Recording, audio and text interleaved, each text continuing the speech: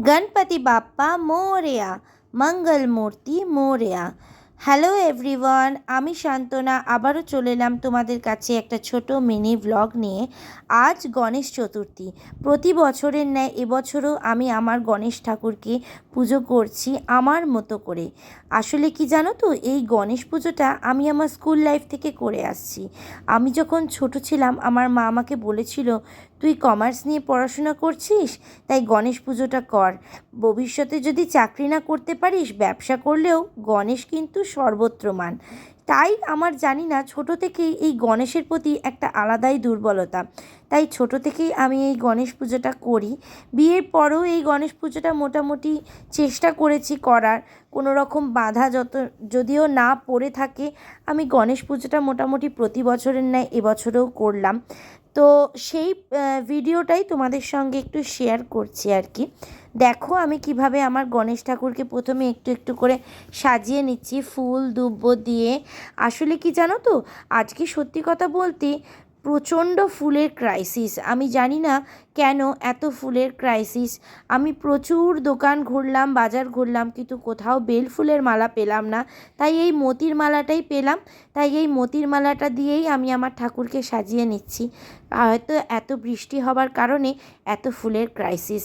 তাই অল্প স্বল্প ফুল দিয়েই আমি আমার মতো করে আমার গন্নু বাবাকে এইভাবে সাজিয়ে আমার পুজো করছি। তারপর আমি একটুখানি কুমকুম আর চাল দিয়ে ঠাকুরকে একটু বরণ করে নিচ্ছি। দেখো তোমরা দেখতে পাচ্ছ। তো এইভাবে আমি আমার পুজোটা চালিয়ে গেলাম আর কি। তো আমি আমার মতো করে পুজো করেছি। হয়তো গণেশ ঠাকুর বলে নয়, যে কোনো দেবদেবীদের পুজোই এক একটা ঠাকুরের এক এক রকমভাবে করা হয়, কিন্তু আমি আমার পুজোটা আমি আমার মতো করে করি। তো ঘরের ঠাকুরকেও একটু ফুল দিয়ে নিলাম আর কি। তো সেইভাবেই আমি আমার পুজোটা সম্পন্ন করছি। তো তোমরা দেখতে থাকো। এইভাবে আমি আমার ঠাকুরকে ফুল নিবেদন করছিলাম, কারণ গণেশ শুনেছি সাদা ফুল খুবই প্রিয়। তাই যতটা পেরেছি ফুল জোগাড় করেছি ঠাকুরের জন্য। তো ফুল মিষ্টি দিয়েই আর কি ঠাকুরকে পুজো করা। তো একটু একটু করে ফুল দিয়ে সাজিয়ে নিচ্ছে ঠাকুরকে। তো এইভাবেই আমার পুজোটা চলছে। তারপর দেখো আমি আমার ঠাকুরকে মোমবাতি দিয়ে একটু ধূপ মোমবাতি যেরকম দেখাতে হয় তাপ দিয়ে নিচ্ছি। তারপর আমি আমার ঠাকুরকে একটু আরতি করে নেব। তো সেই আরতিটাই করছি আর কি। একটু ঘন্টা বাজিয়ে আমি আমার মতো করে একটু ঠাকুরকে আরতি করে নিলাম পঞ্চপ্রদীপ দিয়ে, তারপর হচ্ছে কর্পূরদানি দিয়ে।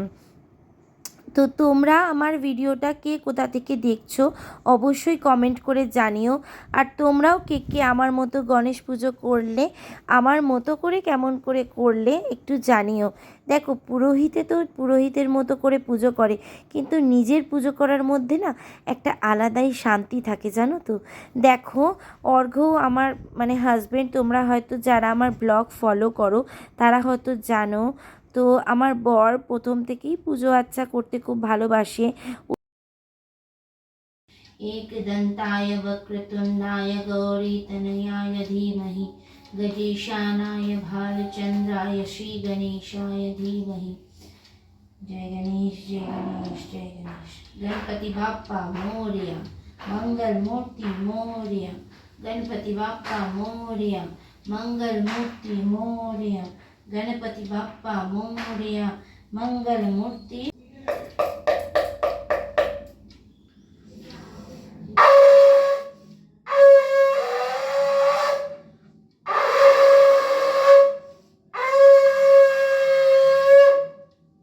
আমার মেয়েও স্কুল থেকে এসে গেছিলো। তো তোমরা আশা করি যারা আমার ব্লগ ফলো করো তারা জানো আমি আমার মেয়েকেও আমার মতো করে তৈরি করছি।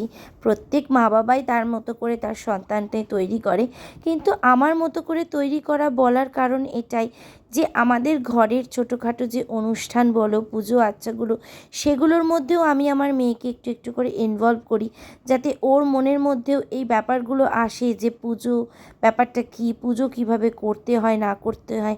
আসলে কি জানো তো, ছোটো থেকেই তো সবাই একটু একটু করে শেখে বলো, তাই না? তো এইভাবেই আমাদের পুজো সম্পন্ন হয়েছে, সেটারই একটা ছোট ভিডিও আমি তোমাদের সঙ্গে শেয়ার করলাম।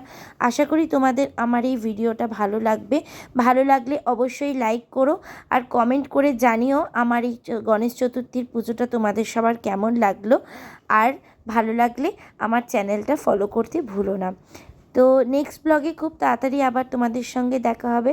টিল দেন টাটা, সবাই ভালো থেকো। গণপতি বাপ্পা মোরয়া।